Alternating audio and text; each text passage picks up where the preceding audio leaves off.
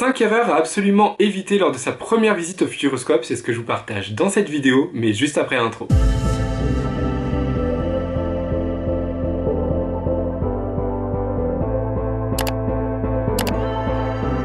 Si vous préparez votre toute première visite au Futuroscope, vous êtes sur la vidéo parfaite puisqu'aujourd'hui je vous partage les 5 erreurs à absolument éviter lors de cette occasion. Mais avant d'aller plus loin, je vous invite à vous abonner à la chaîne puisque vous êtes extrêmement nombreux et nombreuses à regarder mes vidéos mais à ne pas être abonnés. Donc abonnez-vous un max en fait. Et par la même occasion, activez les notifications pour ne louper aucune des prochaines sorties de vidéos. Ici, on parle évidemment de parcs d'attractions et bien plus encore. Allez, on commence sans plus tarder avec la première erreur à éviter lors de votre première visite au Futuroscope, c'est de penser qu'au Futuroscope, il n'y a que des attractions avec des écrans. Alors oui, ça l'a été pendant un temps, mais honnêtement, c'est plus nécessairement le cas. Ces dernières années nous le montrent avec les dernières nouveautés qu'on a eues au Futuroscope, telles que Objectif Mars, un coaster familial, la danse des robots ou encore Mission Bermude, qui est là une attraction de type Rocking Boat. Dans le parc, vous avez également d'autres attractions qui utilisent de la projection, telles que l'Extraordinaire Voyage ou encore Chasseur de Tornades, mais on est bien loin soit des films classiques tels qu'on peut l'avoir dans l'imaginaire d'attractions Futuroscope, soit de vieux simulateurs vieillissants. Et puis vous avez également de nombreux spectacles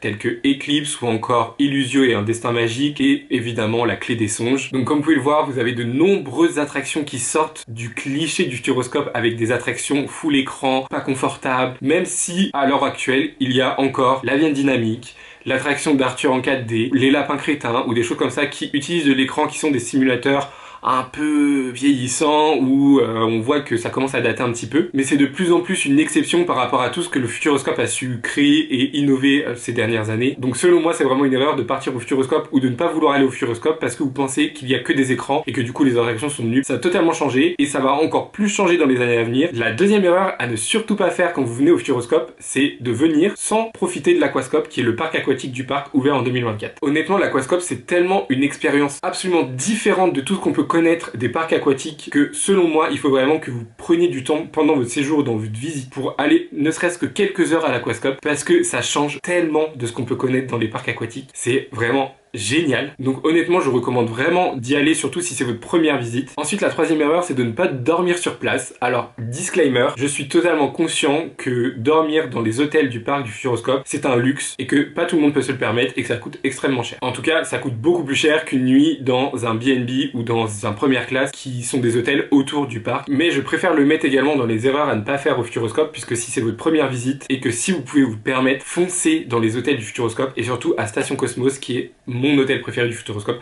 Après j'avoue j'ai jamais testé les écologes encore, mais enfin j'ai dormi à Station Cosmos et l'expérience était folle, c'est génial. Vous êtes vraiment plongé, immergé dans l'univers de Station Cosmos tout le long de votre séjour. Vous êtes à l'entrée du parc en plus, donc c'est génial. Enfin non, j'ai adoré, que ce soit le petit-déj, la chambre, l'hôtel en général, le bar de l'hôtel, enfin bref, il y a tellement de choses à découvrir dans les hôtels. J'ai adoré. Honnêtement, foncez-y sans hésiter, je vous le recommande à 100% et vous allez me remercier à la fin du séjour parce que vous allez découvrir une expérience absolument incroyable. Avant d'aller plus loin, je vous invite à liker cette vidéo et à me dire en commentaire si vous avez prévu de visiter le Futuroscope prochainement. Avant-dernière erreur à ne surtout pas faire lors de sa première visite au Futuroscope, c'est de ne pas regarder le spectacle nocturne. Donc ça fait quelques fois déjà dans la vidéo que je vous parle de la clé des songes. La clé des songes, effectivement, c'est le spectacle nocturne qui est présenté tous les soirs à la fermeture du parc. En été ou pendant les journées à forte affluence, le spectacle peut même être représenté 2 fois. Donc vous n'avez aucune excuse pour ne pas regarder ce spectacle qui est absolument génial. Effectivement, si vous avez des enfants ou une famille avec des enfants ou si vous venez avec des enfants qui ne sont pas forcément les vôtres, mais bref, s'il y a des gosses dans le groupe, c'est encore mieux puisque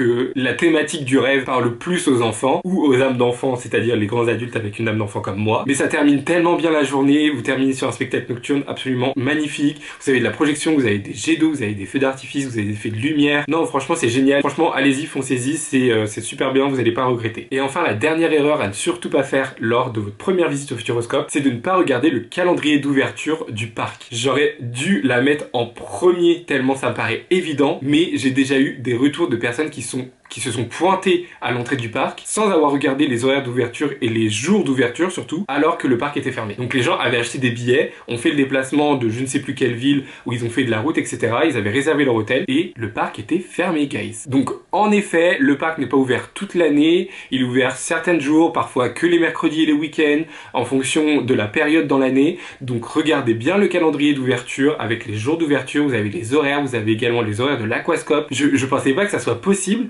mais paraît-il que si, enfin quand on m'a fait ce retour là j'étais choqué. Je vous le redis, vraiment regardez à fond les calendriers d'ouverture des parcs d'attractions, même en général, que ce soit par exemple le parc Astérix qui n'est pas ouvert toute l'année, le Futuroscope ou encore le PAL, Nigloland, enfin bref, il y a plein de parcs d'attractions qui sont ouverts que pendant certaines saisons d'été, du printemps, parfois même Halloween. Mais enfin voilà, vous avez des calendriers d'ouverture, regardez les jours d'ouverture avant de vous pointer devant l'entrée du parc, je vous en supplie. C'est donc la fin de la vidéo, j'espère qu'elle vous aura plu. Dites-moi en commentaire encore une fois si vous avez prévu de visiter le Futuroscope prochainement, peut-être cette année, peut-être qu'on se croisera même. Je vous donne rendez-vous dans 2 semaines pour une toute nouvelle vidéo. D'ici là, portez-vous bien, bisous, bye.